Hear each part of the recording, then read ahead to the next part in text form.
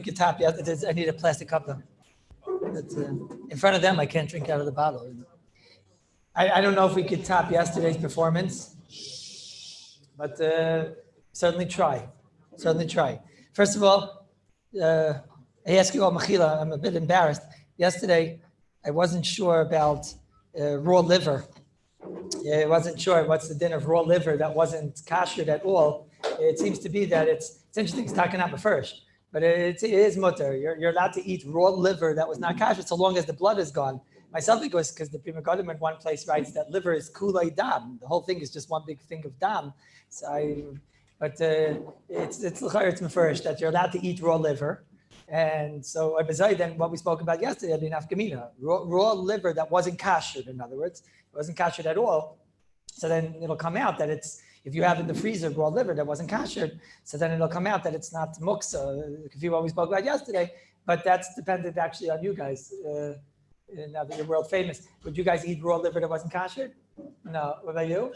No. So then it'll go into the category of the type of raw meat, which the Taz will be mutter because the cats and dogs pound the stuff. But Lefi, the Mogen Avram, it's only not so pashit that it's. The truth is, liver is probably soft. No, liver is probably soft. Interesting. I wonder, but raw liver. But no, you could have fresh liver. I'm saying there's fresh liver. I have a neighbor who every Thursday night, I know for sure they have,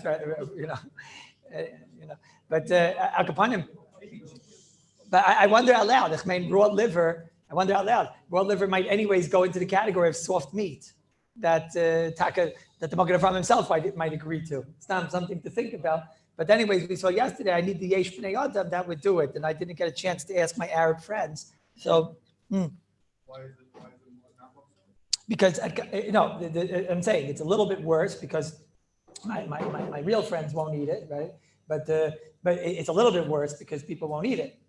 If it's soft, so then we have the svaras of the Mogen Avram that soft meat might not be muksa because it's chazilum, so people could theoretically eat it. But we saw yesterday, the Mishmur said you need people that actually eat it. It seems like we don't have people that actually eat it. Let me tell you that. I'm saying it's probably a higher level muksa than the steak meat like we saw yesterday. It's probably, it's definitely better than chicken. It's better off than chicken probably, because actually I shouldn't say it's better off than chicken. I mean, I don't know. You have to find out what's going on with it. If it's probably on par with chicken as a matter of fact. And Al Kapanim b'makim have said gedolah or something like that. And b'makim to be mekel. Understand? Yeah, that's number one. Number two is the ummas, the klape, what we spoke about yesterday. It's raw eggs. I mean, we spoke in the past about raw eggs, and now the Maisa, after what was this bar yesterday, it seems to be that people talk. Maybe it's during the Seder. I'm sorry. During the Seder, it's this bar that people. I always thought they just gargle the raw eggs. It seems like they don't just gargle the raw eggs. It seems like they actually swallow them down. And like you're seeing over here, I don't need so many people eating raw eggs. I just need, I just need it to be matzi. I just need it to not even matzi. I need it to yesh b'nei adam. That's all I need. I need yesh b'nei adam.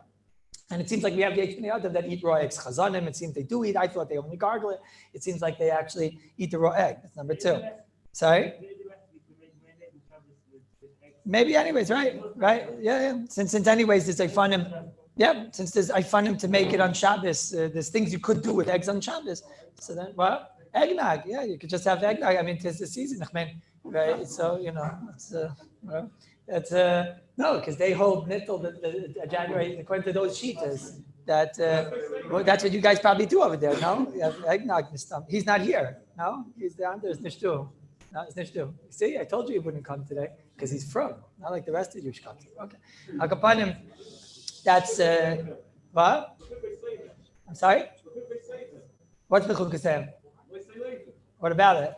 You start eating eggnog is b'chukasem l'sleichu. So the Goyin says that the Goyin in Kofayin Ches, and you're there, he says that the only time it's b'chukasem is if you're not doing it for a good reason. Truth is, ich hab nicht gehatas in mein ganzes Leben. It tastes good. I have no idea. I don't know if it tastes good. So then you're doing it to be like the Goyin. Yeah, and I'm asking. He's right. I'm sorry. You're right. Actually, if you do it today, it's probably no, because now They don't hold of those shitas. They hold of these guys are Greek Orthodox. No, man, if you do it on Shabbos, this Shabbos is nishkaferlich. If you did it maybe on December 25th, the Ken Zayin das is bechukisayim leisalech. Okay, agapanim, but the agapanim, so raw egg is not going to be muktzah. It's a very, very, very important halacha, Rabbi say, because most people have the shelf on the fridge, on the door, which is the egg shelf. And if you this, even if there is a chumrah, which we'll talk about removing muktzah from the door, if you this, you don't have to remove the eggs. And removing the eggs is a big one because you have nowhere else to put them. The shelf is on the door. So if you this, it's a big savior. It's a very big savior. That's number 2.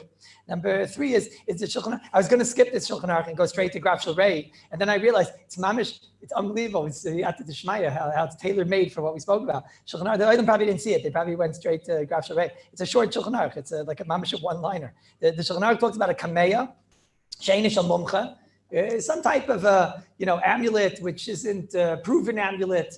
Nothing major. And then he wears it. This guy. Because he knows that it has certain koiches or whatever. You're not allowed to wear it outside. Because if it's only a kameya that is a real, proven kameya or whatever, so then we say it's bottled to his body when he goes outside with it. But mashenkein, if you have a kameya that's not proven, so klape yotzah, which we learned about 270 shurim ago, so that we saw was no, it's already 300. It's a berich that we saw you can't wear it outside. An amulet like that, you can't walk out when there's no Erev or whatever. Okay, but then the Mishabura says, Shulchan Aruch says, but metaltalin oisai. But it's not muksa. It's not muksa. You might have thought that it's total, in our language, right? You're being miyached a nothing because it's not a proven thing that it works. So kamash malon, that if you're miyached, what were these kameyas, Rabbi said? I mean, what's in a kameya? So and Yodi doesn't really explain the Mishabura. So over there in Shin Aleph, a little bit, he talks about, there were definitely ones that had all types of herbs and spices and, other, where was this here? Kameyas. What? Here he says, a kameya sheina mumcha, peizayin. Yeah, no, they were doing it for a food. I'm saying, but what was inside these guys? What was in there? There was sometimes lachashim that were in there. There was sometimes even grass. I remember there was a sif in Shulchan Aruch. He talks about the grass or something though. They had these like beitzes acharga, all these weird things, all these interesting things. I don't know, right? And they had all types of zachin. They were filled with all types of zachin. Shorshe samanim, kuf beis. The Mishabura brings down here. Oshal ikarim. Ikarim is like some type of like weeds, or I don't know what, like some type of grass. Not that kind of weeds, but some type of like ich weiß nicht. Kids, it probably didn't look much different than those what do you call them, nargila, right? It probably didn't look much different, but they put them in there and they did special koiches to them or whatever. So because you're not allowed to wear it outside on Shabbos because it's not proven, but it's not muksa because you believe it works. That's enough. Oh, so this is tailor-made. No, you see over here something that they're being miyached, and it's considered a yichud. Agami just took a couple of pieces of grass and he was miyached it. So then I looked today on my shelf. I look on my shelf and there it is. I have pieces of the broken plate from my daughter's. What's it called? The Erison from the what? Upsharing? No, from the T'nayim. No, the T'nayim. Yeah. From the T'nayim. So I've seen a broken piece of plate. I didn't even know what it was, and then I pulled it today, and I was looking at it, and it hit me. Wait, I have this also. Is that muksa? Is that muksa on Shabbos?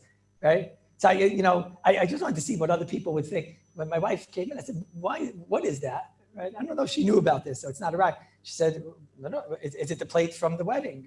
Is it the plate from?" I said, "Yeah, okay, But why is that important? You'll see. I wonder if maybe you could say as far. We spoke the other day about the broken glass. That's why it's a shtickle tailor-made. The broken glass on the floor that made this guy do tshuva and whatever. So we said that's the Chaim Kanievsky. He seemed to say that you can't be miyached for a shtus. It's not that it's a shtus what he's doing. I shouldn't say it the way it is, but you can't just be miyached any hergish that you have. Okay, I want broken glass that reminds me of doing tshuva, and that's whatever, right? So somebody said a svara the other day. Maybe I said no. Somebody else said I think that the svara was that maybe you can say something that everybody agrees to.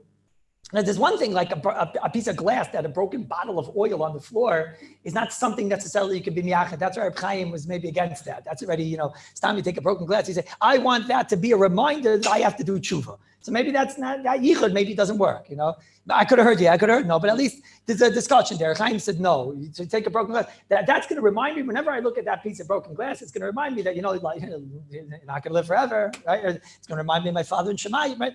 That's that Reb Chaim held. You can't just take everything and miyachid it for what you want. Al derech, the idea we spoke about, even things that people do, like being miyachid a ball that the Svardim held as a shtos. But I said, maybe, or somebody said, maybe, who said it? It's a nice word. Somebody said, maybe it's only by something that the Welt doesn't misyaches to. Like, the Welt wouldn't understand this, and I have to explain it to you and whatever. But let's say you have like a plate, in my case, right? A broken plate. A lot of people keep it, right? A lot of people keep the broken plate, and some say all types of interesting things, like it's a skula to find the shidduch and whatever. I don't know. Please go learn Torah. That's for sure. A skula to find the shidduch. That nobody says.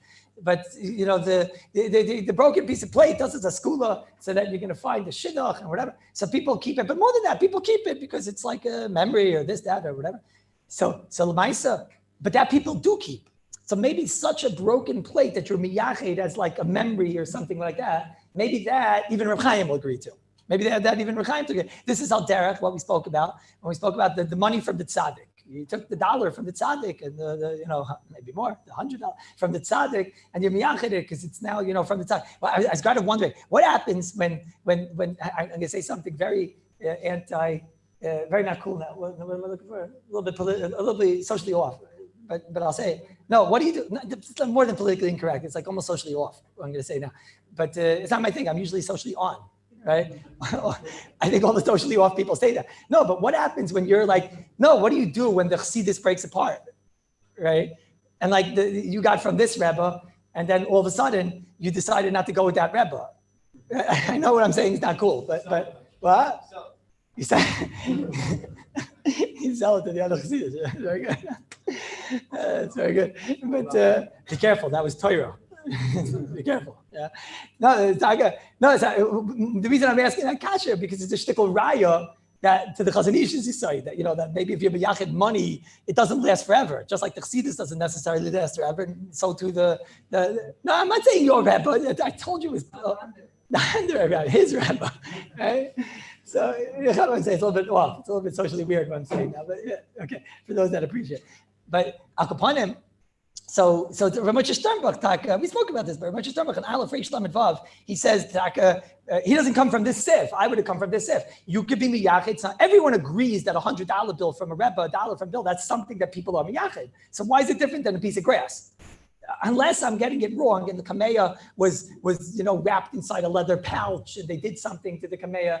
But I don't know. I mean, why do I have to believe that? In Siman Shin Aleph, it talked about, it doesn't say that. I mean, it just says, the truth is, they must have done something because he was trying to wear it, right? So you can't wear just a piece of grass. They must have put it in some type of a pouch. So maybe it's not a raya. Just 1 second. Just 1 moment. It says, I don't know. I'm not sure to do it. Oishal Ksav, Oishal Ikrim. I imagine it was like little bits of grass inside a pouch. So for sure, if you take the $100 bill and you put it into a special place, okay, so what's the difference that in a pouch? That's at least mefurish. That's at least mefurish. That if the Rebbe gives $100 bill, $1 bill, whatever, and he does little special koiches to it, and you put it into some plastic thing or something like that, that's l'chayim mefurish Shulchan Aruch now, right? That's l'chayim. Our Shulchan Aruch, mefurish Shulchan Aruch, that would be considered a kameya. What's the difference between a kameya of grass and a kameya of dollar? Both of them are muksa, and now you your yichud, both of them became non-muksa. L'chayim. That's what I would have thought. That's a raya to what Ramosha Sternbach said. I think a broken plate, you didn't do anything to it, so that's why it's not so pashut. Mitzad sheni, everyone sees the broken plate and understands what it is. It's not lo barur these things. I'll say you one last thing. I saw that they asked Reb Chaim Kanievsky, in one of these Reb Chaim Kanievsky's farm, that they asked him everything. So they asked him about an arava. He's not here. They asked him about, there he is, Irwin. They asked him about an arava. If you have an arava from the Rebbe or something, is it a skula and this and that? So Reb Chaim Kanievsky wrote back to him that I'm not familiar of such a skula. I'm not familiar with such a skula. What? They're selling it as a rabbis this year. Okay, so I'll tell you. So I saw another Chaim Kanievsky sefer that they write that afterward, they have like, it's unbelievable. It's like a sefer on the sefer of Chaim Kanievsky, and they have pikpukim.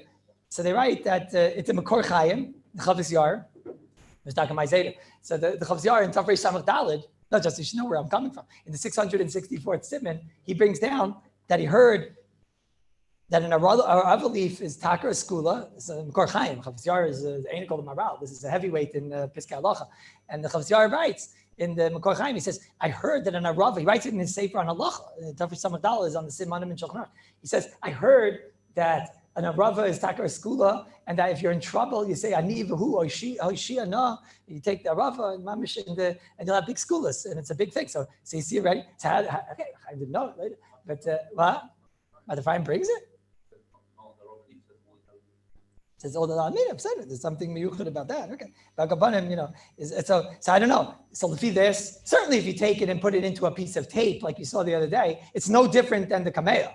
No different than the Kameya. So I'm leaving Suffolk. What's the din of my daughter's plate, or my plate, I guess, right? What's the din of that plate? And what's the din of that broken glass? Something that everybody understands is maybe more miyuchad, or what? No, I'm saying, but maybe everyone can understand, because everyone that looks at it immediately understands what it's doing there and what it is. Maybe. What? That's what I'm saying. Maybe it'll make a difference. No, that's what I'm saying. Maybe it makes a difference if other people do it. If somebody else admits that this is something to it, maybe that'll be a machlekes between the Ramah, the Ashkenaz, and the Sephardim.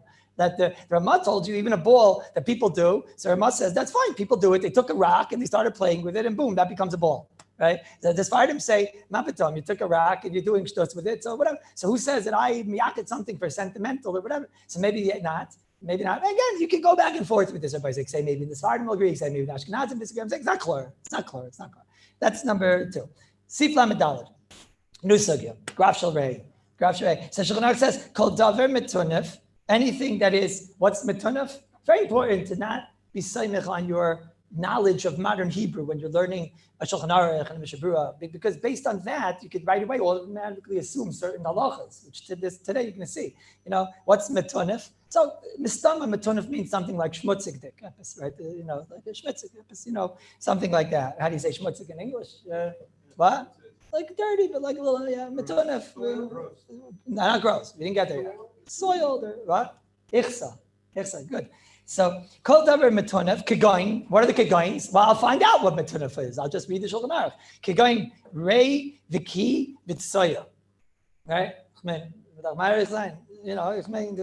Whatever is found in the toilet. Bein shel adam, bein shel tarnagoyim of the schnitzels. Ukayotze b'hem, imayu b'chotzer. If there it is in the backyard, there it is. New York's finest. Yoshvim ba, mutter lahoitzi la'ashba.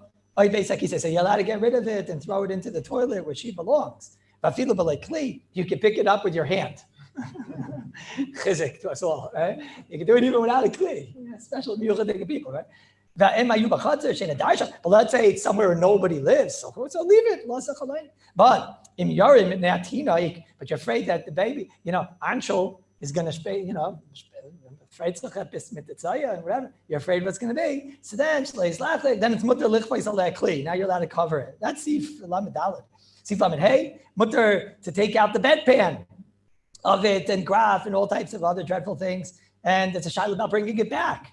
Okay, Sif Lamed Vav. Ein oisin graf shel rei lechatchila. You can't put yourself into a situation of where you go and sit padafka over there and whatever. We'll see all the cases, and that you can't do lechatchila. But the Makim say this, Sif Lamed Zayin, then there is a situation in Oifen that you are allowed to, and these are all things that need to have some type of a beer. The truth is that we'll see. We have to really let's go slowly. What is the Agdara of a Graf Shel Rei? Let's see. What's the Agdara of a Graf Shel Rei? Because this is really one of the most major aterim in all of Hilchos Muksa and all Drabanans really. It's a cloud that breaks the rules. I know you just learned all the rules of Muksa basically until Sif. It's a new sugya, it's a new world. You learned all the klalim of Muksa until Gim, at least in the cheftes of Muksa, maybe in the tiltal Muksa. That's the next sugya, and basis is next sugya. The sugya is coming up. But this is it. Now you know what's Muksa. You know how to determine what's Muksa. Gufa and what goes into animal food and what gets a shame of even a people food and whatever, all these things, those are the klalim. Now, rule number 1, what breaks the rules, right? After all these rules are done, what's the yotzei min klal? So there's a new rule that Graf Shel Rei, Chazal came along and seemingly because of covered abrius, it can't be. It's sometimes all these things, this soya and ki and all these dreadful things, someone's going to throw up. You say, oh, moksa. And then they're going to suffer the whole entire Shabbos, right? It's a big chizuk in the Divrei Chazal. Sometimes you see something like it's very difficult to be Mekayim in the Divrei Chazal. And you think, oh, it's so difficult. So you should know it's Shayach, because Berega it wouldn't be Shayach, they would have been Mekel. Right? That's what you're seeing over here. Chazal came along with all these rules of moksa. We spent the last already 2 months learning these rules. And Chazal came along and they understood people. And they said, look, that's not Shayach. It would be too difficult in the case of Kavod Abriya. So they mattered. They mattered even with your hand. You could even move moksa. That's Graf Shel Rei. There's about 7 or 8 Gemaras in Shulchan Aruch. I want to give you a little background. Then we have to try and figure out. But the first most important thing to figure out about Graf Shel Rei is what is included in Graf Shel Rei. I mean, everybody's going to come along and say, so I don't want that. What's the difference? I don't want the tsoya and I don't want that. So what's the difference for me? Does that play a role? Do we look at people individually? It's another shot. Then we have to look at, is it a hutra? It's like a heter. It's a hutra, or is it techuya? No, you have to try to avoid it. These are all very big shadows. So let's give a little background there. You look at the Gemaras and you'll hopefully get a bit of the background there. Let's see. There's Gemara in Shabbos on Daf Mem Zayin. First question we're going to try and figure out here is like this. I'll let the Olam decide. The first shot that we're going to try and figure out here is a Graf Shel Rei. Does it have to be? What's the word? I don't want to say disgusting because that's also not such a nice word to say. What's a good word instead? Ekeldik is a Yiddish word. Not everybody knows Yiddish. What? This face, repulsive, revolting. It repulses, it revolts, right? It repulses and it revolts. Okay, that's one. Or it doesn't have to be something that repulses and revolts. Okay, it has to. But I'm looking now. The first side is that you're looking more at the chefza. The chefza, so ekeldik is das, yeah, and it's something that repulses and revolts. Mitzad the chefza, it causes a revolt. That's one type of mahalach, which we'll have to see. And then it's a much less, not less nageya, but it's much less inclusive heter. It's much less liberal, this heter, right? Or is it not revolting and repulsive? Maybe the heter is that it disturbs. It disturbs, it's unpleasant. It's something that what's in between revolting and this is so important, this Rabbi is saying, right? Distasteful, right? Distasteful. I feel, uncomfortable around you, right? I feel uncomfortable around you as I talk to the tsoya in front of me, right?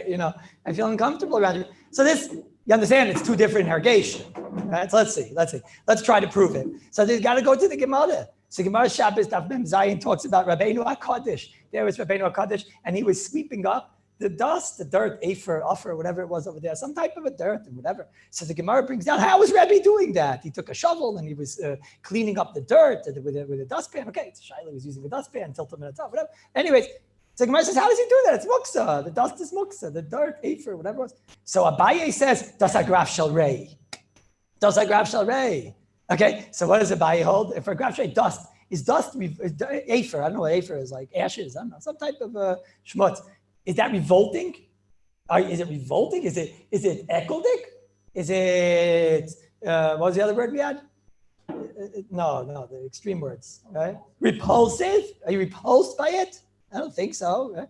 But is it disturbing? Perhaps. Do I feel uncomfortable? Are you disturbing me? Perhaps. Right? So then Abaye just told us the terms. Graf Shel Rei is what? Graf Shel Rei is disturbing. Gemara says, Abaye says it's disturbing. Comes again Rava, right there, Rava, I can't remember that. Rava on Daf Mem Zayin, and he says, Graf is moyes. Graf is moyes. Moyes, this is not moyes. What's moyes? What's moyes? You don't know that. You only know that because you know modern Hebrew. What does the word moyes mean? What? How do you know that? Oh, so from the context, it's mashma that he was saying it's not enough. I don't know how far. No, I'll explain, Rabbi Ray. I don't know how far. That's all I'm saying. You went very aggressive now to say it's repulsive and revolting.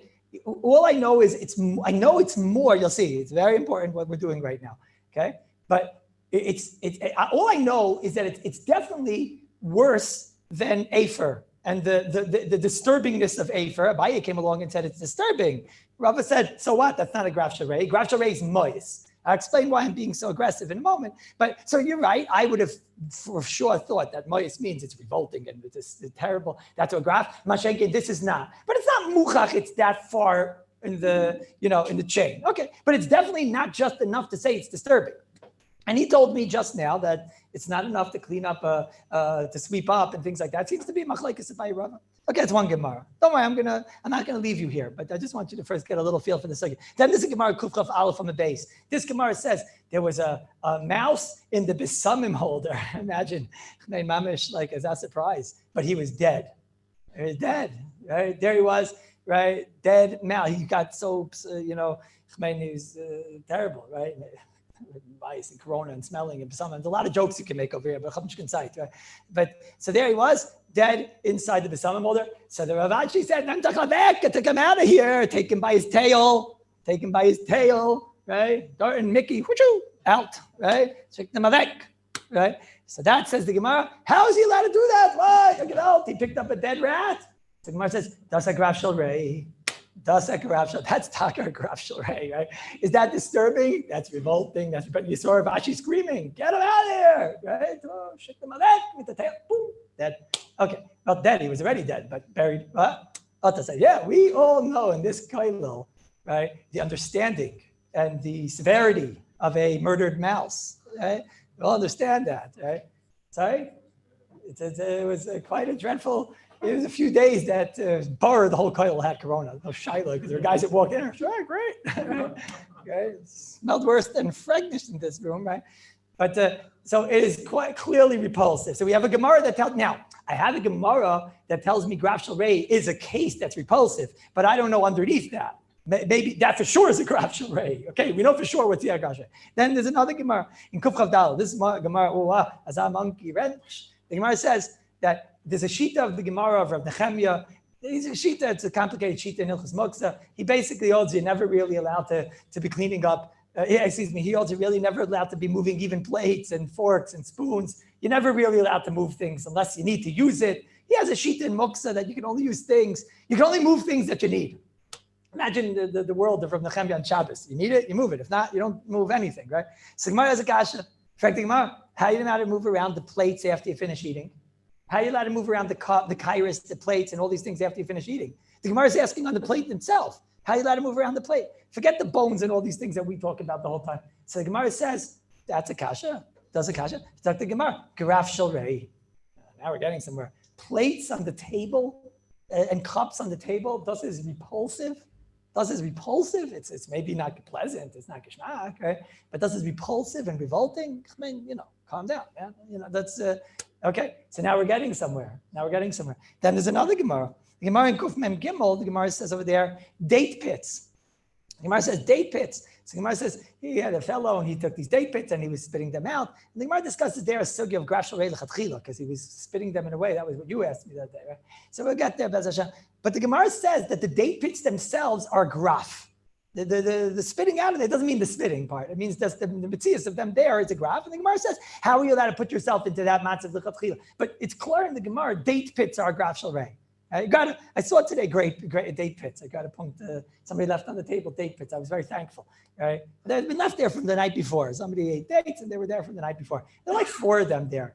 And it is not geschmack at all. Date pits are talking not geschmack. It's not even like an apricot pit. It's like, it's like mamash. What? Sorry? I mean, they usually are coming from the mouth. Oh, you mean because we check the bugs? Oh, yeah, but I'm not thinking that when I see the date. The whole thing didn't look so nice. Was it revolting and repulsive? I'm not sure. But it was a little bit worse than just like plates. It's worse than plates, right? It's like, worse than plates. That's another Gemara. Then there's a Gemara in Beya on Daf Chaf Aleph. Gemara over there talks about how you allowed to invite over on Shabbos a guy. You're going to tell the guy come over. You're going to serve him a drink. The guy now drinks the cup of wine, and now you have a problem because the bits of wine are aser bana because the guy drank it and whatever. Gemara dans with it, whatever. So Gemara says you got a very big problem over here because this thing is now muksa because the guy drank from these drops. He drank the wine, and now the wine inside the cup is muksa. That's it. It's treif. It's not only treif. It might even be aser bana, whatever. It's treif. Right? So Gemara says, how are you going to clean up the cups on Shabbos? So the Gemara says over there, Graf Shalrei, drops of wine in the cup of a, what is that? Is that revolting? Is that repulsive? I hear if you think about it, you can make it repulsive. And I hear if it started spilling on your mouth, I can hear, if like, you're taking a mask and someone's spilling it on and then you have to put it on, that could be gefährlich. But in the cup itself, it's repulsive and revolting, the high level revolt. It's, okay, that's another Gemara. Then there's a Gemara, Beyed Daf Lamed Vav Amid Beis. The Gemara, Beyed Daf Lamed Vav Amid Beis says, if you have a drip, and it's that I can hear, it's like like an air conditioning drip or something, and it's making the floor probably a little bit black and water. And the Gemara says, does it Graf Shalrei? The Gemara gets involved there, sugi Graf Shalrei, whatever. But does it Graf Shalrei? Does it Graf Shalrei? That's the Graf Shalrei. So those are the sugyas. So does anybody know? Halach l'maisa. What is it? Is it Italian pleasant? Is it Italian what? Both. Once you say both, then it means that what? It means either or, which means what? Obviously, then it's enough just that it's unpleasant, right? But once I see that their sheet is out there that say it's unpleasant, so what are you going to do with the Gemara Daf Mem Zayin that I told you about? The Gemara Mem Zayin is not like that. The Gemara Mem Zayin said, Rabbi came along and said, even the dirt, whatever it was, comes again, Rabbi, I forget who. And he says, what? What are you talking about? It's not moyes. The Gemara says you need moyes. You need moyes. I said, so the Pnei Yeshua on Daf Beis in Beitza, Pnei Yeshua says, machlekes is sugis. Ein malasah. It's machlekes is sugis. Machlekes shitas. It's machlekes. Ein malasot. Stehst? Good. So that's it. So now we should start. Now we need to know how do we pass in halacha. Very hard. Very hard. What? Yeah. You mean maybe there dust on the floor is so normal and so common. Yeah. And then so when Rava came along and he said you need moyes, he said this isn't even not unpleasant at all. Maybe it's not even not pleasant at all. Yeah, but what in the world did Abaye mean then? It had to mean something. Like what did Abaye mean? Maybe Abaye was a mafunik. It says Rabbi Yechon, and I think it was a mafunik like that. But that's already, So let's see. I'm telling you, this is a hard thing. I have a suffix where to go now. I could go to the Hain to Gachreinim, or I could try and figure it out myself. What should we do? What? Read Shulchan Aruch. So Shulchan Aruch, you sort of lose your cheshik for the whole shayla when you read Shulchan Aruch, right? Shulchan Aruch says, kol davar mitonef. If you would have stopped there, we'd be okay. Keep going. What's the examples of Graf Shalrei? Do the cup of Yana Goy with drops of wine in it. And we're not talking about the plates of the Gemara there. Comes again to Shulchan Aruch, and he says, Viki, Vitsoya, of the chicken loch. You have the schnitzels walking around. You know what is going on there. Das is a Graf Shalrei. Das is a Graf Shalrei. And it's interesting. If you look through the whole Shulchan Aruch, you're not going to find much different Graf Shalrei. Graf Shalrei is pretty severe. It's soya and the worst mamish. I'll go further. Remember I told you halacha just now. What were our rayas the other direction, right? That maybe ini imut, something that's a lashon in the Haintik Paiskim. When they talk about this, they say ini imut. So not pleasant. It's a nitshain. Yeah? So those was a nitshain. So what is Shulchan Aruch? So it's interesting. So I would go straight to all of the rayas of the nitshain and see what the Shulchan Aruch paskins about those rayas, right? So you go. So in Shin Chafei talks about that halacha I mentioned from the Gemara in Beya. Mutter lezamin goy b'Shabbos. On Yontif you're not allowed because we're afraid you're going to cook for a goy. But on Shabbos you're allowed to invite a goy to Shin Chafei Sifal. On Shabbos you're not allowed to invite a goy to the house because if you invite a goy to the house, on Shabbos you're allowed to invite a guy to the house because you're never going to cook anyways. On Yontif you're not allowed to invite a guy to the house because you might cook for him. So the Shulchan Aruch brings this halacha. That's the halacha I mentioned before. Now the Gemara said over there, whoa, you can't bring the guy to the house because then he's going to drink the wine and it's going to be terrible and whatever. He's going to have the droplets of. So the Shulchan Aruch doesn't mention anything. It's a little bit hard. Mutter l'zamin goy b'Shabbos. You're allowed to invite the guy to your house on Shabbos. Nobody in Shulchan Aruch mentions anything. What are you going to do about the cup, right? So what is the Mishabura? It's no Mishabura. Okay, so what about the Shartziyah? It says it's like a Shartziyah. Shartziyah over here says, wait a minute. Maybe we should ask you. You shouldn't be allowed to tell Ivan to come to the house. It says, because you're going to metaltal the kais of Leroy. And what was in the kais of Leroy? It's interesting. His case is, Sheyesh by Pirure Pas, Shishara Hagoy Bayayin. Why does he have to say that? Why can't he just say you have the droplets of the actual wine? But he says, what? Rashi says over there? Why does Rashi say it? So, okay, so Kasha and Rashi now. Okay, why does Rashi say? Okay, what? Let's see. It's not. Maybe I shouldn't have asked it. It's not a nicker shayla. Maybe you're going to say, how are you going to invite the guy to the house? If you invite the guy to the house, the guy is going to take the wine, he's going to drink the wine, then he's going to dip the bread inside the wine, and now you're going to have little bits of bread in the cup over there. So he says, we should therefore not allow him to come because the wine is usher, and therefore the whole cup. Listen to this: the whole entire cup is now the holder of what? Of this treif. Isser, Hana, whatever, Geferlich, right? So now it's holding muksa. So the cup is muksa because she's the holder of muksa. What's the kasha? Because the cup is a basis. So there's maybe the cup is a basis, and now you're going to take the cup and you're going to for sure do that, right? So we would have answered like this. What's the answer? Who knows the answer? What's the answer? Grav Sharei. The Gemara says the answer is Grav Sharei. He's one of the tzadim in the Gemara. The Gemara says the answer is Grav Sharei. You know what the Mishabura answers? The Mishabura says, no, Loi Nase basis. It's not a basis. And he says, oh, it's like a chiddush over here, the Mishabura. Mishabura says, a tremendous decided basis. Remember this Mishabura. We're going to come back to her.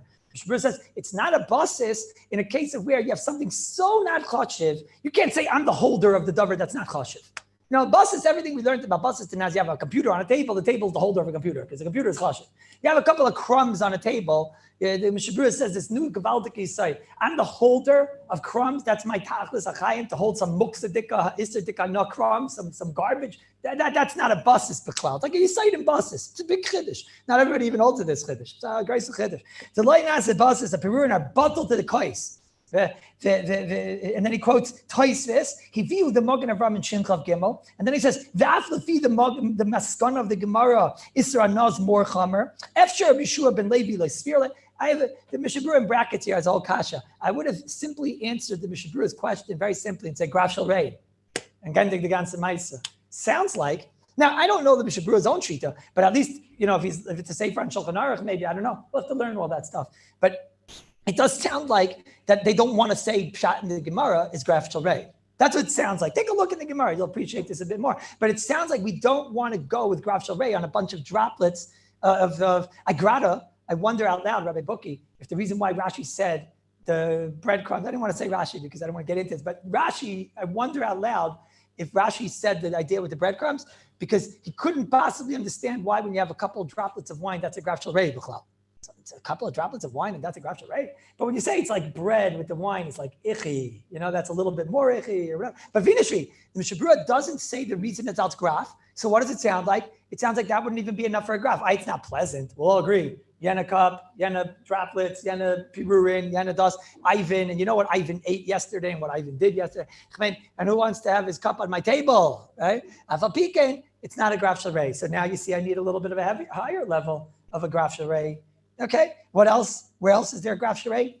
So, you look at the examples that we have over here in Shinches, right? The example, we just had one in Sif Lamed Daled. In Sif Lamed Hey, again, he starts talking about Ovid Shemei Raglayim and all types of dreadful things. In Lamed Zayin, what is he talking about over there? Mitasa Eitzel Graf Shel Rei next to, okay. There's another one in Shin Lamed Hey, another Shulchan Aruch. It's also, maybe Shin Lamed Ches, excuse me. In Shin Lamed Ches, in Sif Ches. I want to show you, this is a hard sugya to be kaveya, what exactly it is. Shin Lamed Ches, Sif Ches. What's a Graf Shel Rei?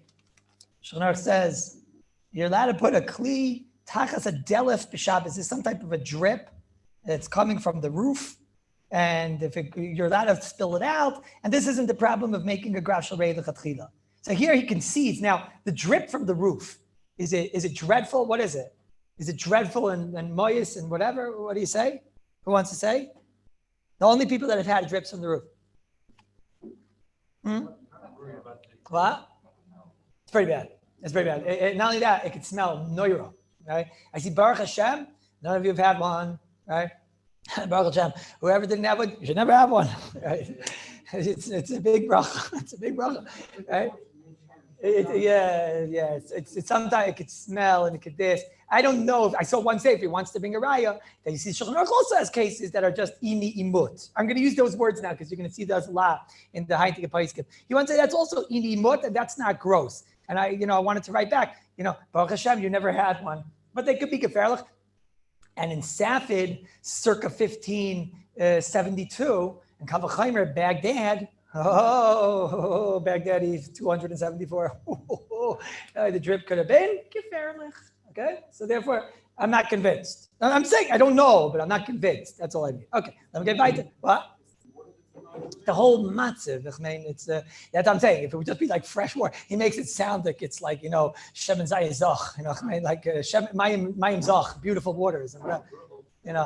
Yesh Latin, what'll be without water, from an air conditioning drip and whatever. Well, Derech we spoke on air conditioning water might be the most emistic mukser that there is. You know that? I'll talk about this in a second. But air conditioning, again, it's so good. Air conditioning, you have a drip of water coming, and you want the water to go somewhere. So you start like taking the pipe and putting it out. Air conditioning water might be the most emistic muksa that we have. It's like hard to find today, the real muksa, we'll call it, right? Why? Because air conditioning water is emistic and noilad. The way it works is it's like a yesh me'ayin mamish. The way the water comes is that water was not in the mitzvah. We'll talk about this more, but it's basically not in the mitzvahs and it gets turned into water. That's an emistic and noilad. Emistic and noilad. It's real emistic and muksa. Water that is made on Shabbos from an air conditioning is emistic and muksa. What? That's a different type of noilad. That's the noilad of like, the chicken bone type noilad, right? We're just revealing. This is like Beit Shenolda b'Shabbos. This is yesh mi'ayin. This is like yesh mi'ayin. What? No, it's a yesh mi'ayin. We'll talk about it. I'm saying, but that's what they say. This is a real noise. It's not me saying this. I'm saying, what? No, so that the Gemara talks about why is rain in the clouds, why is that not? And the Gemara says because it's in the clouds. Right? So here's a good example, Klapi that Gemara in Erev, that this is real emistic and noilad. It came from nowhere. It's called the process. I forget. And that condensation is more than condensation. It's diaper, vapor. No. It's more than vapor. It's not an e-cigarette. What? It could be, yeah, Bez Hashem, all these things. It's a very big challenge. I'm just saying, but forget all that. You have a bigger problem right now. You have a problem that it's a graf shalrei. It's going to come down to, can I matter because graf shalrei? Namuchach. I don't know if it's comparable to the dilaf of the Shulchan Aruch. We'll see. I mean, anyways, we could probably have some Kallus soon, but that's that. Mishabur Bayas in Siman Shinchas, Siv Dalid. Is that the one you're referring to? Oh, graf shalrei mamish, yeah. He sends you over there for another case. Oh, it's another case. Right there, maybe. But in Shinchat, so maybe you'll say like this. Maybe you'll say, so I want to know what. So the Shulchan Aruch, I must tell you, for a good Sephardi, I'm nervous that the geder of graf shalrei is very, very violent. Very, very violent. For a good Sephardi, the geder of graf shalrei has to be mamish, like yesterday's chamin. You know what I mean? Like with a vengeance. Verstehst? Yeah? It has to be like real soya and key and all good zachen, yeah? Good zachim, that's what I think. But what does the Mishnah Berurah hold? Right? What's the Mishnah Berurah? So there's a Mishnah Berurah that we have mamish good gilui to this. I thought we had a Mishnah Berurah maybe because he didn't want to say it by the droplets in the wine. Maybe that was already a raya that he's moyes. He's going with the sheet that's got to be revolting and whatever. But there's another Mishnah Berurah that you all had. It's a Bir Halacha. The Bir Halacha talks about pots. And he talks about, remember, because the Bir Halacha went that a pot was a Klish Machtal Yeser. And says, how are you going to move the pot? Fairlech, right? So he quotes the Rashba over here. He quotes the Rashba. Where's the Bir Halacha? The Bir Matzal Klish Machtal Yeser. He says, Mikol Makoim, don't worry. Even if there's no food in the pot, you can move the pot. If it's bothering you, you can move the pot. You know why? Because there's the pot, and it's a graf shalrei. What? It's empty pot. Because if it had food in it, it's mutter, right? Empty pot is a graf shalrei. What? Oh, so what are you going to say? You're going to say it was nasty. Now, first of all, before we go weiter, one second, Rabbi Stender, a minute ago you ate out of this pot. Okay, so revolting is just nished, right? A minute ago, you ate from this pot. A minute ago, you stole the challah, but and a minute later, it becomes soya and key and ray and tarnagal and chicken, dung, man's a level, right? So, and not only that, maybe you'll say, I don't know what their pots look like. Comes again, Shevet Levi. Comes again, the Shevet Levi. Where's the Shevet Levi? The Shevet Levi is in. The Shevet Levi's in Aleph, Kuf Chav Zayin. He says, no, don't get excited from this Mishnah Berurah and think that the Geder is moyes and dreadful and revolting and everything bad, right? He says, do you know what their pots look like? I know what their pots look like. Kagam, he learned in Chachmei Lublin. Every bacher had a like a nightlight, and it was But and before that he was also from Wien, right? But he tells you, listen, I know what it looked like. I mean, you had to get from Wien to Lublin. I mean, Fragnish, what probably the conditions were. And he said, I'm telling you, I know what that pot looked like. It was cheres, like you find in Chazal, the cheres pots. The cheres pots were all schmutzig. They're like Fragnish. They smelled. And the cheres is like not even China. What's cheres? Like earthenware. Ooh, forget it. The stuff came through and it was just sweating and dust. It was terrible, terrible. So he said, that was revolting. That's revolting. Okay. It could be, does anybody want to fight with the Shevet Levi? Who could fight? I don't know. What? Yeah, so you could say they still ate from it, but they got Moira to fight, But I don't know. To me, this is Sarchin Gadol Ma'oid. Sarchin Gadol Ma'oid. The whole Hilchos Kashrus and Siman Tafnin Aleph, Tafnin Beis, and Hagalas Kalim is all based on kashering pots and pots and pots, right? It was definitely as normal, without a shadow of a doubt, to have metal pots as normal as it was to have cheres pots. As a matter of fact, in the last 500-600 years, without a shadow of a doubt, in the Paiskim, it's clearly more normal to not be having cheres pots at all, and to be having metal pots. Bar. You look in the Paiskim and it's bar 1,000. So even if you say it's equal, but then somebody here should have said, the Mishnah Berurah should have said over here, I'm only talking about a metal pot. Like, I mean, if the pshat was cheres pots were normal, then we could talk, right? But if you're telling me that a metal pot was like epis just as normal, then he would have had to say, well, at least on a metal pot, you have a kula. You have at least on a cheres pot, you have a kula, not on a metal pot. You would have right away had to say such a thing. Chayra. Elamai, what do you think? It's a good diak, my diak, or no? It's picking a fight with Shevet Levi. It's a shtickle diak. It's a diak. For that, you don't fight with Shevet Levi. But Maisa, it's tamua ma'oid. The Mishnah Berurah ends with the words ayin daf kuf chav daled.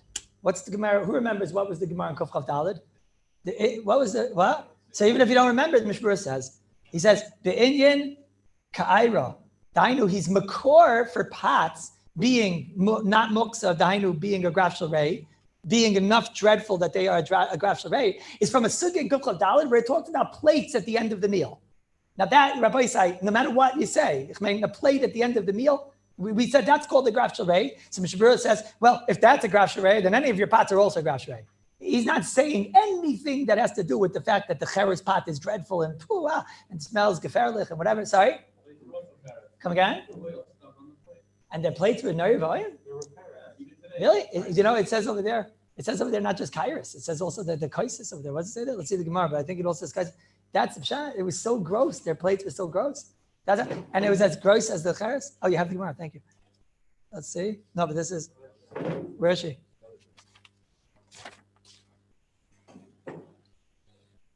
Where is she?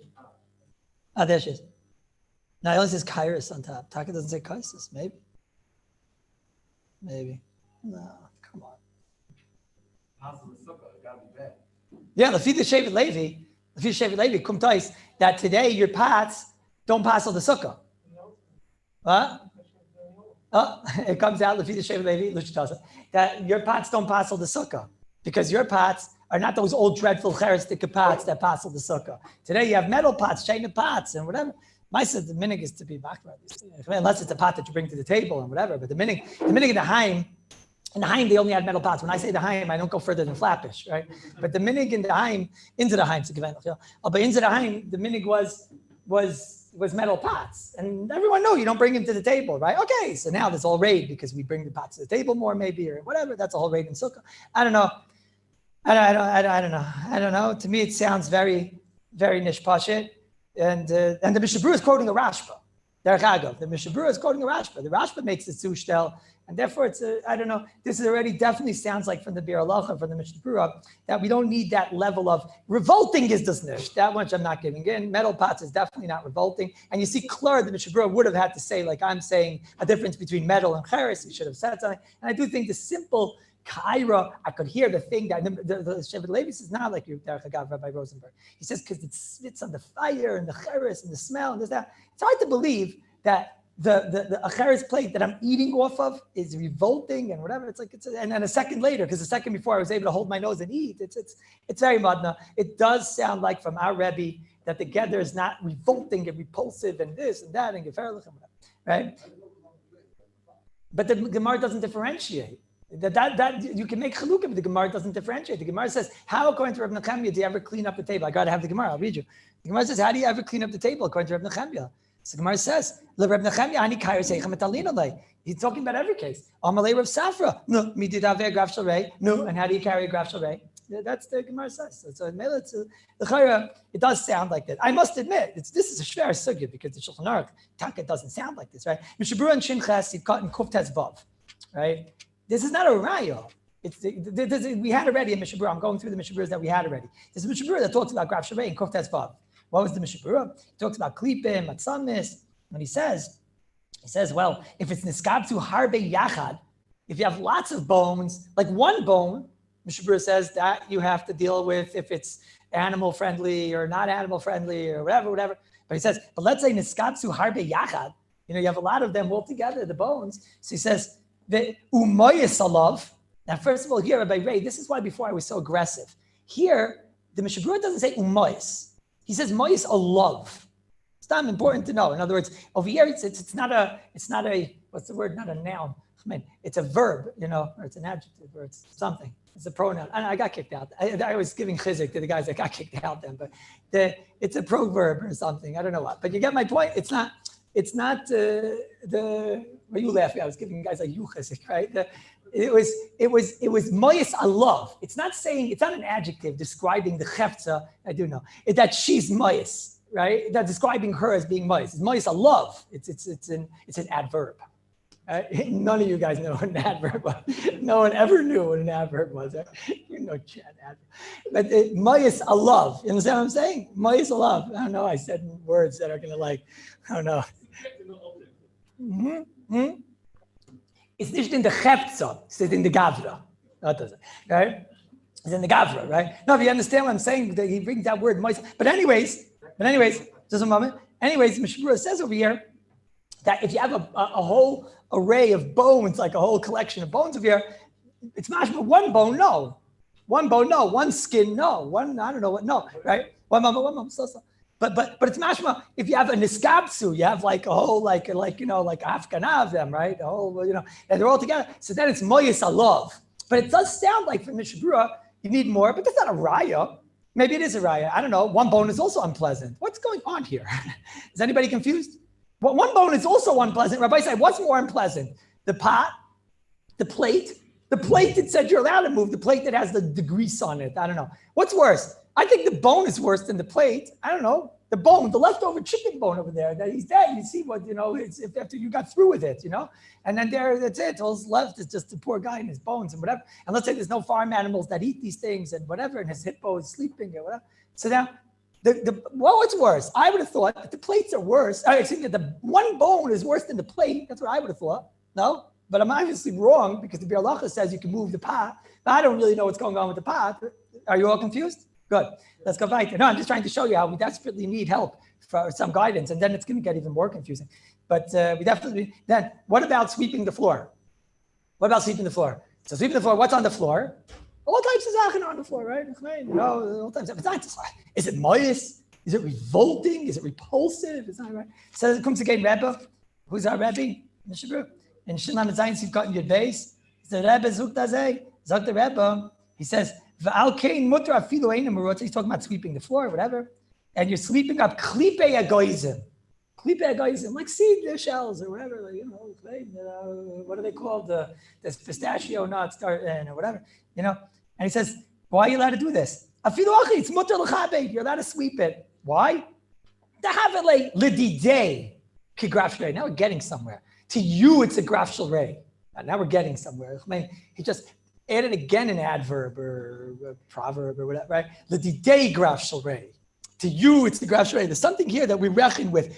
Sweeping the floor is also a graf shalrei. What happened? Wasn't that a machlekes Abaye Rav a second ago that Abaye told us that it's not moyes? And Rav came along and said Abaye came along and said, this is terrible. And Rav said, it's not moyes. So he's answering, no, it's moyes l'didei. It's moyes to you. So what's going on here? It seems like, that we just got a limud. We just got an answer. That's it. Game over. We just got a psak like the Heluk Abaye. We got a psak like our great father, Abaye. No? So then what? So what do we do? So the shir is almost over. Hey, what's going on over here? All right. So, no, but I'm saying we didn't even start. We don't know what to do. sometimes just end the share and tell you what the Gedolim said, and then we'll try and figure out what happened to her. But we're in the middle. I don't want anybody. So now there's no breira, but Sunday we have to have koilo. There's no breira. Okay? No, if we would have finished the sugya, I would have said, well, just, what's it called? Right? There's no breira. We have to have koilo on Sunday. And I don't see how I could do it without everybody together. Could be we're going to go into upstairs. It could be because of the microphone system. So maybe we'll go into the base medrash. And maybe, let's see. What are we going to do with those guys? We'll tell them to learn also. What should I tell you? No, because over here, it's a little bit like the Gemara says, like the goyve shalir, that everybody should hear the shir and whatever. And there's also, could be some Zionist walking by, also, so whatever. But let's see. But we have no choice. Everyone agrees. There's no breira but to come in on Sunday because we have to clarify all these inyanim. So the truth is, I think if you tell this to the Zionists, they might understand it even. Besides the fact that I have to ask my friend, the dog owner over there, because Rashi and the Mishabura talk over here about soya, and there might be another reason why you can carry soya on Shabbos, because it's roi for klavim. Klavim like to pound soya, right? So what? Human soya. So I want to ask her, and today she wasn't there. You saw me and Rabbi Freudiger. We tried to find her today. She knows already to hide. But so maybe Sunday we got to ask her anyways to find out, does she feed human soya to Fido, Nimrod? Sorry? There's no school. All right. So, well, yeah, we have to figure this out. Now, come on. Wait, so let me just end like this. No, but I'm saying, Rabbi said, you got to, the fun's trying in a bissel, right? So it's like this. Comes again Rebbe, Shlomo Zalman Auerbach, and he has letters about this. He wrote letters to the Morah Shabbos. This is a wonderful Judah, Rabbi Yadler. He says in the first volume, see how much the Gedolim loved him. They always answered his shaylas, and he has letters from them and everything. It's unbelievable. Aleph Ches in the first volume, I wrote here Ches Zayin. So he says the Geder is Ini Imut. That's it. Ini Imis. But there's levels within this. So what's Ini Imis? Ini Imut, unpleasant. Okay. He goes very far with this. I know why he went far with this. He says, look, if you could take a plate, you know what his raya is? It's an interesting raya. He says the graf shel rei itself is the example of the thing that you're allowed to move because it's covered in brias. He says an interesting idea. When you think about it for a second, it's like very interesting. He says the graf shel rei wasn't repulsive. Hooray, it was in the house, right? It was like normal by them. So he said that itself isn't repulsive. It's not repulsive. It's just not pleasant to have there. Isn't it interesting? You have to think about this. I mean, don't think about it while you eat, right? But it's like, it's the kind of thing when you're walking home today, it's like the first time you hear it, you say, what do you mean? There's soya in there. It's soya, so whatever, right? Also, I'm not 100% sure. I'm not 100% sure he's right, because maybe it smells. So what's his right? The smell, sometimes you can have two ways that something could be revolting and repulsive. One is from its chefsa, and one is from its gavra. The one is from the, no, you understand what I'm saying? Like, yeah, if you have corona, you don't know what I'm talking about, right? But no, so I'm a little bit mistaken about it. But that's what he says. His raya is not the rayas I brought today from plates. He says the raya is from graf shel rei alain. But I'm not convinced. I'm not convinced either way. And then he goes on and says, like examples, in a different tshuva, in the 563rd page over there, he says, so therefore, if you have candy wrappers on the table, yeah, it's true, it's muksa, but you can get rid of them because of graf shel rei. That's a very, very, everything we said today, that's whoa. That's whoa. Right? That's whoa. That's whoa. What? Soda bottle, anyways, not books, I don't think. Oh, you mean according to him. Yeah, okay, here. It comes out very interesting. But he goes on to say, let's say you have a hammer and nails on the table, and it's something that would bother you during the week too. It doesn't mean now it's covered Shabbos because then we get involved now. You have like hammers and nails and it's bothering you. He says maybe you can move that too. It's also unpleasant. I mean, like this is getting far, right? And I'll be moist of something now. We never saw a graf shel rei anywhere in Shas that wasn't somewhat schmutzig. This is the first time we ever saw that unpleasant, listen closely, okay? Well, I'll be messiahing with this. But we never saw that unpleasant is its own siba. We only saw in all these cases in Shas that unpleasant because of a schmutzig dick, Chazal weren't geyser on. You understand what I'm saying? So that's the big chiddush in Rosh Hashanah. Big chiddush in Rosh Hashanah. He's saying unpleasant is enough of a, that's it. Chazal weren't geyser on things that are unpleasant. That's a very big chiddush. That's a chiddush. What?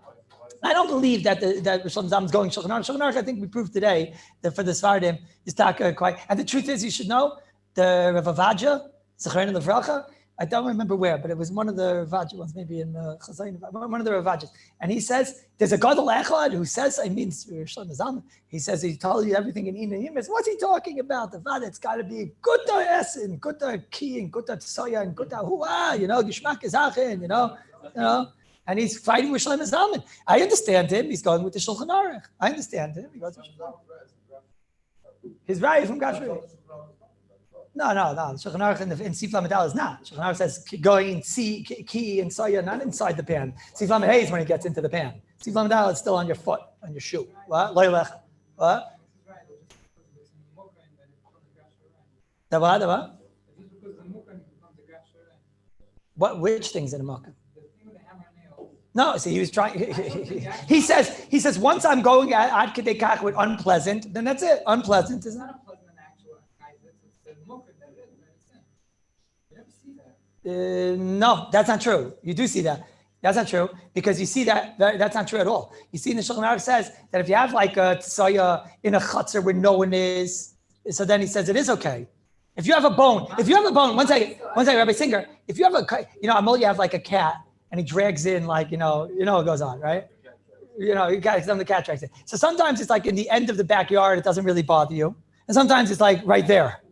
So Zikr makes a difference. The Makayim of a Zach, the placement of a thing for sure makes a difference in Allah. That's not true at all. No, that's not true. You see in Shulchan Aruch, not like that. So we'll have to continue next time, but we have no choice. I'm right. We didn't finish the sugya, so the Olam should learn a little bit. We'll learn a lot. And then Sunday we'll have no choice. We have to get together. What?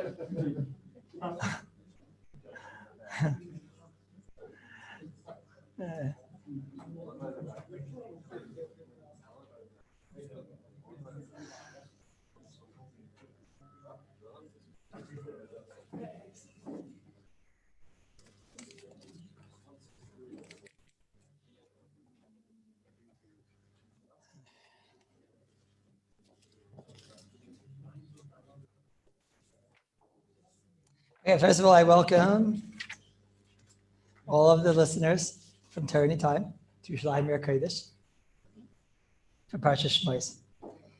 So it says like this. It says in Perek Beis in Pasuk Yud Aleph, Vayi b'yamim hahem vayigdal Moshe vayar b'siv loisam. Vayar b'siv loisam. So he saw in the sevel of Klal Yisrael. Vayar, he saw. Rashi right away says, what's the pshat? Nasan einav v'liboy liyos meitzer aleya. He put his heart and his eyes to see the problems of other people. What's vayar? Is that he saw the problems of other people. The truth is, you have to understand, this is the first action that we find Moshe Rabbeinu doing in the Torah, the first leadership, his first act as king. The first act of Moshe Rabbeinu is vayar. That's the first time we ever find Moshe Rabbeinu doing something. Until now, things were done to Moshe. The first thing that Moshe ever does was vayar b'sif leisam. He sees he feels their pain. The Rashi says, vayar, what does it mean he sees? He was nasan einav, because you can't just see unless you have in Hebrew, how do you say pay attention? Sim lev. Simat lev, right? Sim lev, to give heart. And that's how you pay attention. And that's what Rashi says over here. Because of that, there's the next pasuk. How is he vayar b'siv loisam? So Rashi says he was vayar b'siv loisam because he was nasan einav. He made a decision that I am going to care about other people's pain. I'm going to look for it. I'm going to see with my heart and with my eyes. The next pasuk, because he's vayar b'siv loisam. The next pasuk, not the next pasuk. The next word. Vayar ish mitzri makah. Let me explain this a little bit, right? The next word in the pasuk is once he gave his lave to see, so then he actually started seeing. What's the pshat? What's the shaykhis? Why he wouldn't have seen a mitzri hidden? So let me explain this with a story. I'm from Flatbush, and when I grew up, I didn't notice. I can't explain this to anybody else unless you understand me good. If not, I can't help you because you're from out of town. But I didn't notice trees. I don't notice that there's trees, and I don't notice I don't, right? And then, when I was driving with my wife, she's from out of town. And, all the time she would say, look at that tree, isn't it beautiful? And she would blame the Eibishter, look at the Eibishter's brilliant, whatever, look at the tree. So last night we were driving somewhere. We're driving for the Seger. I wanted to see my kids before, we all get locked up. So So I said to my wife, I said, wow, look at that tree. It's unbelievable. She says, okay, you've finally been educated.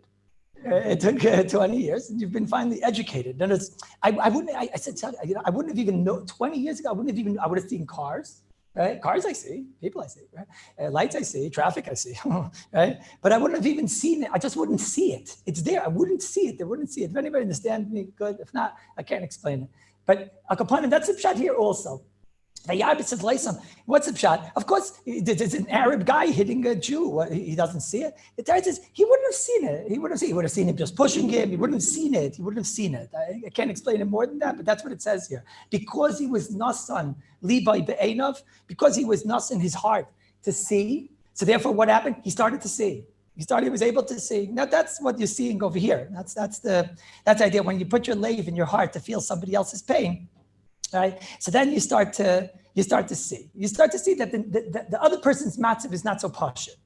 Not so pashut. Sometimes you don't see, but when you put your heart and your eyes and your lave to see, so then vayar b'sivloisam, then you're going to see, and then you're actually going to see things that you didn't realize were taking place before. That's the pashut pshat over here. It was the second act that you find of Moshe Rabbeinu. There's the first act of Moshe Rabbeinu, and the second act of Moshe Rabbeinu already. He's already vayar Hashem. Kosh Baruch Hu sees now kisar lirois, vayikra elav elikim. So we have the Medrash Rabbi. I won't be married, but you should take a look. It's beautiful in the Shmos Rabbi and Chav Zayin over here. Beautiful words over here. He says the Medrash Rabbi says that Kosh Baruch Hu saw that he was. I wrote the words sar me asakov. He left his own asakim, his own inyanim, his own business, his own zachet, whatever. Lirois b'sivloisam. Akash Baruch Hu saw that Moshe Rabbeinu left his own world, kivyachol, his own life, his own inyanim, his own well-being and his own importance and whatever, for the purpose of to be roya b'sivloisam. That was what the Akash Baruch Hu saw. And the Medrash goes on to say, so memela vayar Hashem.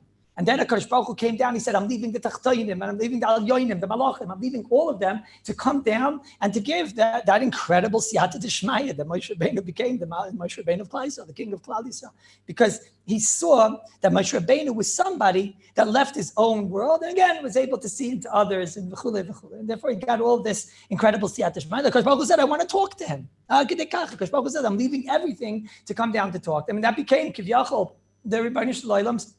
Kivyachol, the talking partner of Akash Baruch Hu until Moshe Rabbeinu's Petira, because he saw that this is a person that has that capability. That's the big lesson over here. And obviously, I once said a story. I have a different story I'll tell you also, but it's a story. So it so brings out the point. I'm not going to say the whole story again because I have other stories. Don't worry. But it so brings out the point. Such an unbelievable story. Such an unbelievable story. And it's a meritic of Maisa because I said over this story, and somebody else told me the story that I said it wrong. He told me I said the story wrong. He heard the story differently, right? So I said in a different place that I used to say the story like this. So somebody else, Yavai Kazav Shlishi, and told me, you don't understand the Chafetz Chaim. That story didn't happen one time. Right? The story happened many times with the Chafetz Chaim. Many times. What was the story? I'll tell you the second way, because the first way I said it once. There was a bachar that had epilepsy. The bachar had epilepsy. I didn't say it that way last time.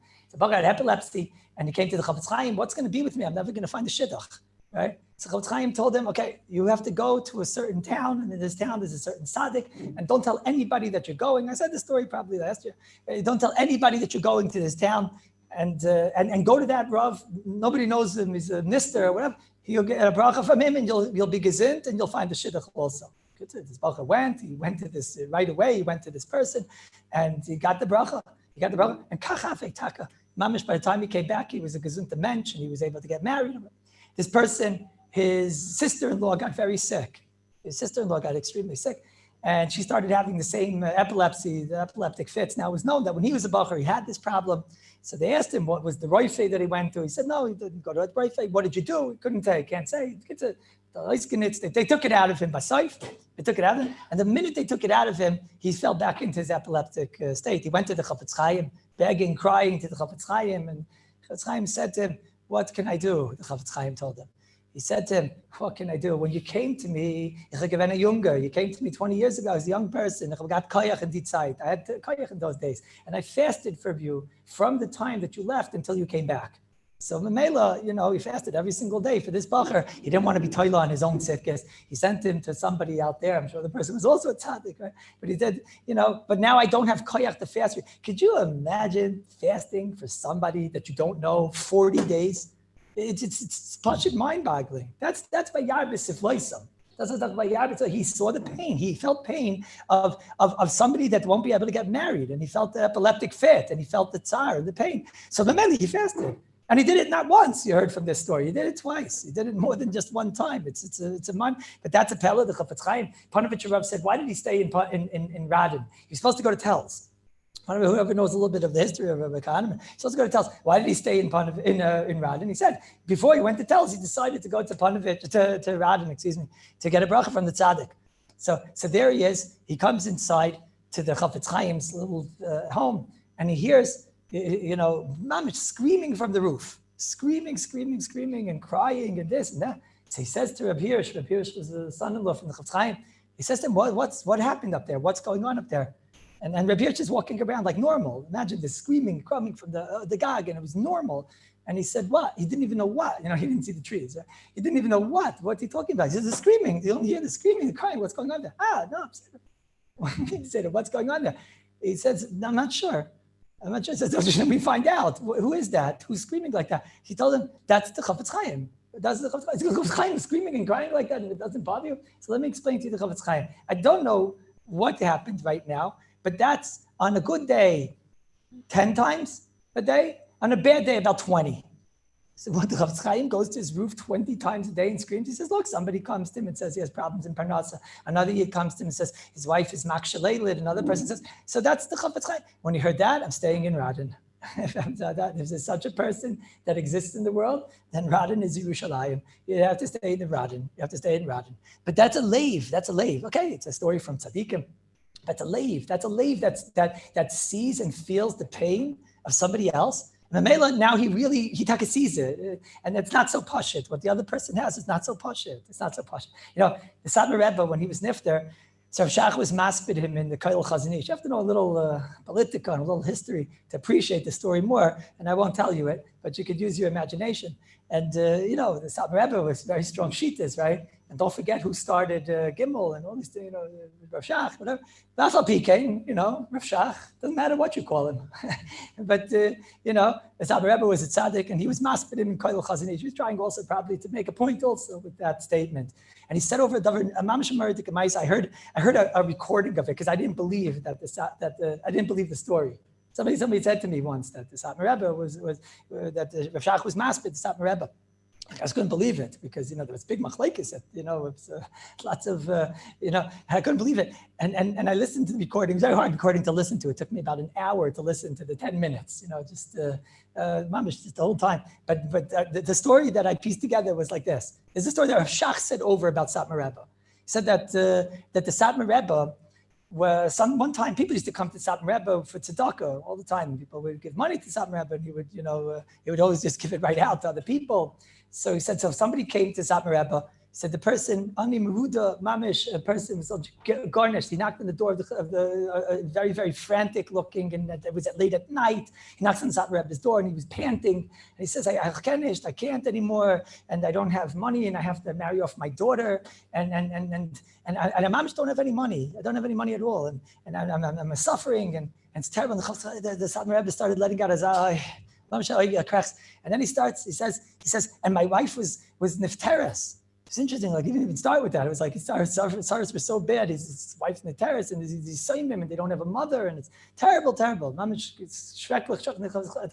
Rebbe let out another eye, like a sigh, and then he says, and not only that, I don't even have a leg. They cut off my leg and why they cut off my leg? Because they couldn't pay for the bills of the refuah. Like this is, and the Satmar Rebbe he couldn't take it anymore, and he just started to cry. And he said, "Don't cry." He told the Satmar Rebbe, "Give me money, I'll cry. Give me money, Right? Ich darf Geld. Ich darf nicht betrügen. Ich darf Geld." Satmar Rebbe turned and ran to this, opened up the drawer, right? And if normally he gave out $1,000, to whatever it was, he gave out double or triple or whatever it was. And he came back crying, mamish crying. He was crying as he took his ganze neshama and he took the money, right? And he said, oh, thank you so much, and whatever. The guy said, thank you, and he walked away. Okay? Kommt the Gabba. The Gabba says to him, I couldn't believe the story. That's why I didn't believe it. That's why I had to listen to the recording. Kommt the Gabba, and he tells some Rebbe. He says, I just saw him. He has 2 legs. He's walking away. What'd you do, Rebbe? What'd you do? Some Rebbe said, oh, Baruch Hashem. Oh, Baruch Hashem. Baruch Hashem. Oh, Eibishter. Oh, so great. Thank you, Eibishter. He has, oh, Baruch Hashem, is gesund. Gesund, oh, Baruch Hashem. 2 minutes later, he comes to the Rebbe. He says, Rebbe, ich hab gesehen, hat a Frau. He has a wife. There they were. I saw him drive away. He has a wife. He has children. What, Rebbe? He has, oh, Baruch Hashem, his wife nicht schliefte geworden. Oh, Baruch Hashem, his wife is alive. Oh, Baruch Hashem. Oh, it's a simcha. Everything fine. It didn't dawn on the Rebbe. You know, Schwindler, because he was there. He was feeling the pain of a yid that didn't have legs. So this is how a yid gets it. Okay, so, you know, Stomach's a poor yid. You know, anybody can make up a Zamaisa and whatever. Stomach needs the geld anyways, right? But then now you gave me such simcha. He has a wife, he has legs. Oh, like gewaldig, you know, geschmack. I guess if you tell Stomach, he also has parnasa, gewaldig, you know, gewaldig. But it's unbelievable. Could you imagine that story? That was the whole hesped that Rav Shach gave. The ganze hesped. That's a hesped. That's a ganze hesped because there's so much lave there. There's so much lave. There's so much einav, v'libai, v'yarbis, v'loisem, and then you're overcome. And it goes the other direction too. But sometimes we talk only about, like, you know, in the bad, and, you know, it goes in the other direction too. The Chazal Shpeter in the parsha, they talk about those that got the clap. They got clapped for Yidden. Everyone knows you were supposed to make a certain amount of bricks. If you made that amount of bricks, so then you didn't get beat up, but it wasn't an amount of bricks that it was shaykh to make, right? So the Jewish, they were tzaddikim, so you can't call them kapos, but the Jewish shoitrim that were there, they were supposed to be on top of making sure that they filled the quota. So what happened? Nobody could fill the quota. So when the mitzvah would come, all you had to say was, well, they didn't fill the quota. So what did they say instead? If you look at the Medrash, it's mashman, they came out said this. They said, it was our fault. We didn't push them hard enough. So they got beat up.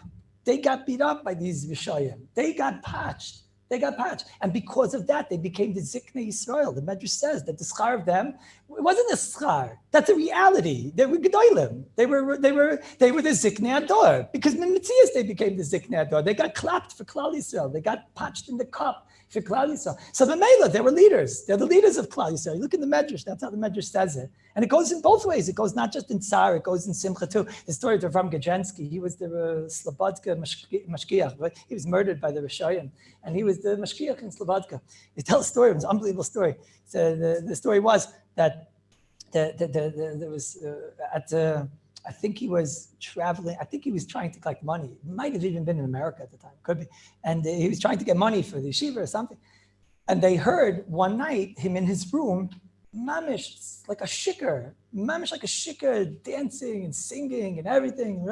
Okay, the next morning they have a hangover, Rabbi. You know, how you was doing? You know, ask you a shaila. You know, but you know, whoever remembers. So how you was doing? He says, what are you talking about? The rabbi drank a little bit last night. Drank? The rabbi didn't have dancing. Of course, they had dancing. You thought it was dancing. Why did the rabbi have a whole? What was going on up there? He said, "There's a bacher that's getting married in Slobodka tonight, and I can't be at the wedding." You understand how real you have to be to do such a thing? This is how real you have to be to do such a thing, you know. Sometimes in a tsar we're able to. Sometimes in a tsar we're able to do that, right? But imagine in a simcha to be so misameich to the person that you imagine lahavdil, 1,000 billion times.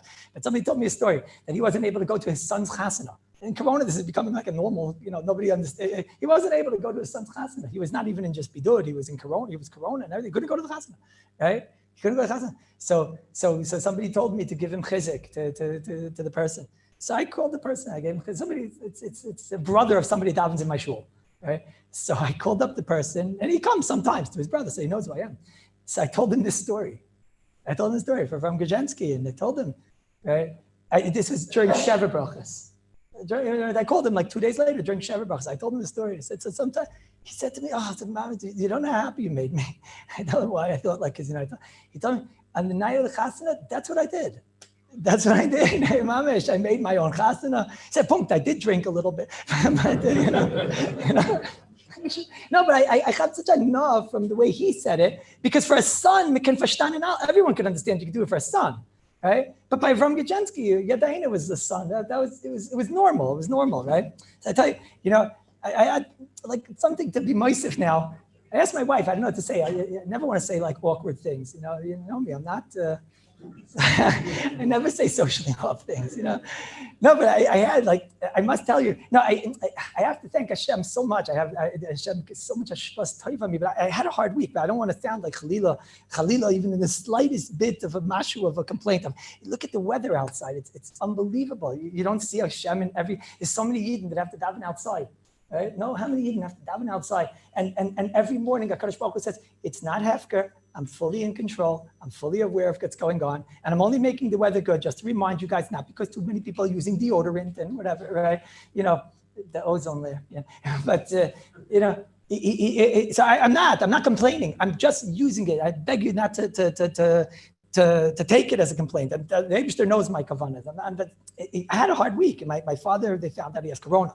I found that. And it's very scary. What did I tell you, right? I told you, awkward things. I'm trying to bring out my point, right?